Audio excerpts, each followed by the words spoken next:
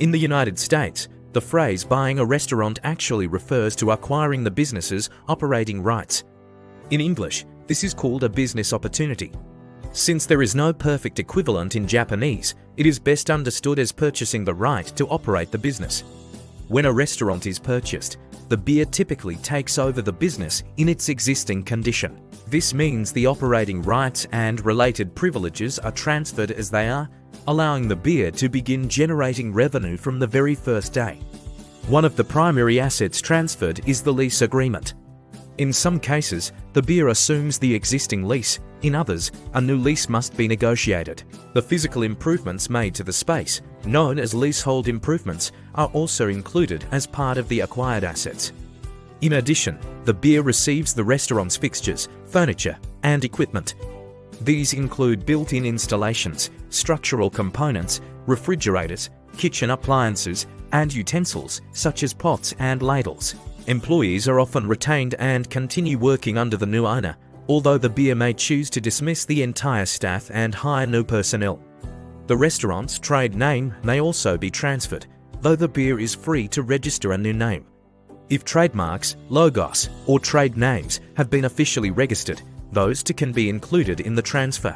Other assets that may be passed on include the restaurant's phone and fax numbers, signage, website, URL, email address, and any licenses or permits that can legally be reassigned. A restaurant also possesses a form of intangible value known as goodwill. This refers to the customer base and the reputation the business has built over time. For example, if a restaurant consistently generates $50,000 in monthly sales, the beer can reasonably expect a similar level of customer traffic in the following month. This expectation itself represents the restaurant's goodwill. To protect this value, it is common to include a non-compete agreement in the sales contract. This prevents the seller from opening a similar restaurant nearby, which could otherwise draw away loyal customers and diminish the value of the business the beer has just acquired. Certain items do not transfer to the beer. Personal belongings of the seller, such as artwork received as a gift, the owner's personal knives, or computers containing private information, remain with the seller. Real estate is also not part of the transaction.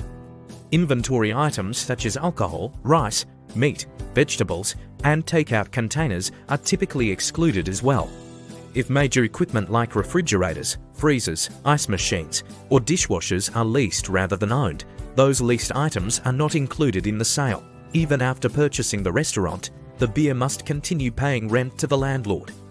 This is because what has been purchased is the operating right, not the land or building itself. The beer remains a tenant of the property and must follow the terms of the lease agreement, including regular rent payments. In practical terms, buying a restaurant means that the business and its employees remain in place while only the ownership changes. If the new owner renovates the space after the purchase, the reopening functions much like a new restaurant launch. In major American cities, it is common to purchase an existing restaurant complete with its permits and then remodel it before opening. Although this approach can be more expensive, it is often the only realistic way to secure a viable location, as suitable properties are limited. For more info, please like, share and subscribe.